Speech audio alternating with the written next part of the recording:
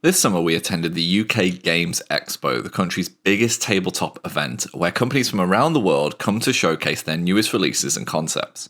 Each year, both a panel of judges and the attended public get to vote on a series of awards across each general umbrella of board game, RPG and miniature game categories.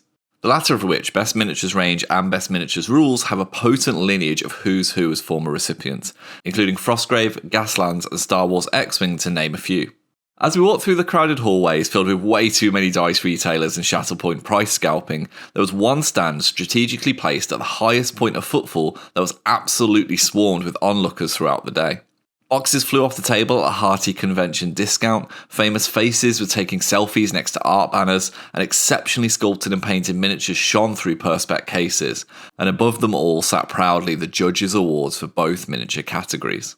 By the end of the event, these were joined by their public voting siblings too, making a clean sweep as the most celebrated miniatures game of this event. An event, by the way, that was debuting both Warhammer 40,000 10th edition and Star Wars Shatterpoint. That game was Moonstone, and let's take a few minutes to explain exactly why you should be playing it. Moonstone aptly classifies itself as a wonderfully whimsical skirmish game, and it's easy to see why, with creator Tom Greenway pulling from a variety of source inspirations ranging from the media of Labyrinth and Dark Crystal to his own background in HEMA, that's historical European martial arts for you and me, to fuel a deep and chaotic system that drips personality with every action. The aim of the game is simple. Get more Moonstones than the enemy so you can sell them to the mages in their towers for profit and unknown dark research. Troops of usually 6 characters scramble against rivals to harvest the titular magical rocks before the dawn of morning comes and they dissipate as mysteriously as they appeared. Such a profitable enterprise has attracted a wide variety of folktale denizens, each with their own unique twists and quirks such as evil fairies, friendly cultists and Norse giants. The game itself can be played through a variety of lenses, from pure Moonstone scrambles to more narrative and off-the-wall scenarios, each able to accommodate 2 to 4 players comfortably. Recent expansions have added in a wide variety of optional but recommended extras such as character upgrades, campaign progression, as well as powerful event and agenda cards that can either provide passive boosts throughout or one-off game boons when their respective triggers are met. Every game of Moonstone starts with the drop, a holdover from how the creator used to generate random terrain locations in other game systems. A player takes between 5 and 7 d4 dice and drops them from above, and after the opportunity for a mulligan each, these dice will represent the location and respective depths of each stone that you are trying to scavenge. Once laid out, each character generates energy to fuel their respective actions such as digging and attacking before embarking on 4 turns of alternate activation gameplay, with extra time sudden death should the score be even as the sun begins to rise. What's ingenious then is how this energy mechanic manifests in the various races and traits of the world's colourful inhabitants and their health pools. Tricksy races with weaker defences such as goblins and fairies usually possess greater energy pools, while hulking giants and heavily armoured humans might have a more meagre reservoir to call on. The placement of blue energy markers within a model's health pool also has significant implications of how much it generates each turn, with the aforementioned goblins generating far less as their health trickles compared to their larger counterparts. This places a great focus on end of turn healing and actively encourages varied and considered crew construction. I should probably mention that outside of deciding turn initiative through a weighted roll, Moonstone runs without dice and instead makes use of 2 decks of cards for arcane and combat actions.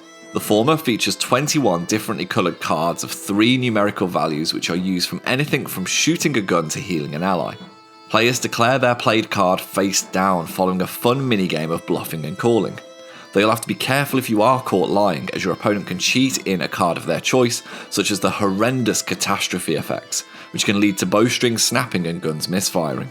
The combat deck, on the other hand, is perhaps the system that offers the greatest depth, which pulls from real-world medieval fighting to create a series of combat stances that each player secretly chooses and then reveals, which can lead to incredibly cinematic clashes between characters. Did you notice that you have a lot of low guards in your hand? Well, maybe now would be a good time for a rising attack with your hammer. What about a lunging thrust with your sword, where you better hope they don't parry with a sweeping cut, or worse still, hit you with the same thrust for mutual suffering. Add in signature moves on certain attacks, critical double and triple damage, as well as weapon modifiers, and you can see how this takes the rock paper scissors core to a whole other level.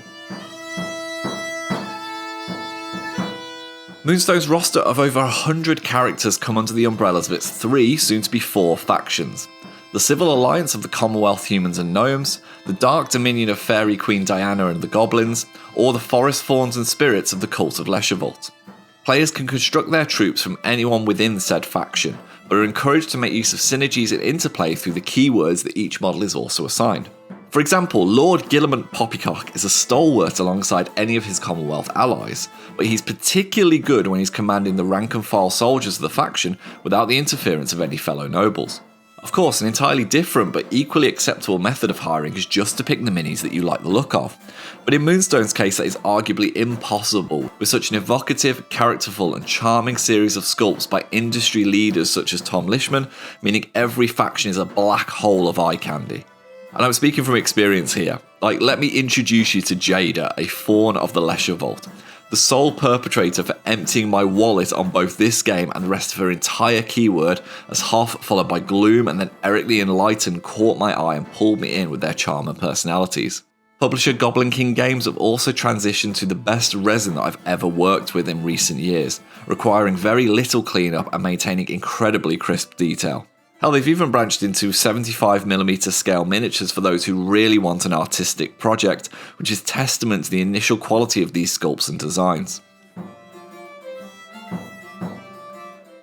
Moonstone is a quintessentially modern skirmish system, with rules, cards, and even paper standees all available free to download from the publisher's website. Organised play allows players to bring a roster of 8 characters to select from for each round, and can be played with troop sizes of 5 or 6 depending on the speed of the rounds you're playing. The game also saw significant expansion through last year's Kickstarter A Rising book, which added in new characters, story scenarios, errata and frequently asked questions, as well as overhauling the campaign and gameplay cards to accommodate the previously added faction of the Leisure-Vault. At the time of writing, another expansion is planned featuring the 4th and potentially final faction of the Shades, a collection of spirits and necromancers who will likely add to the interesting mixes that occur with characters that can represent more than one faction. Finally, a word on the narrative story missions available in both the rulebook and the expansions, which offer some of the most entertaining twists on the game's formula and even add new versions of characters and their attributes. Take for example the Go Home You're Drunk scenario, where after boasting and showcasing a massive moonstone at the local tavern, an inebriated Fritz must attempt to walk home with his precious cargo intact while the rest of the punters try to relieve him of it. In-game, Fritz is too drunk to jog, so he must flip arcane cards to move instead, but he receives massive buffs to his survivability thanks to his drunken state.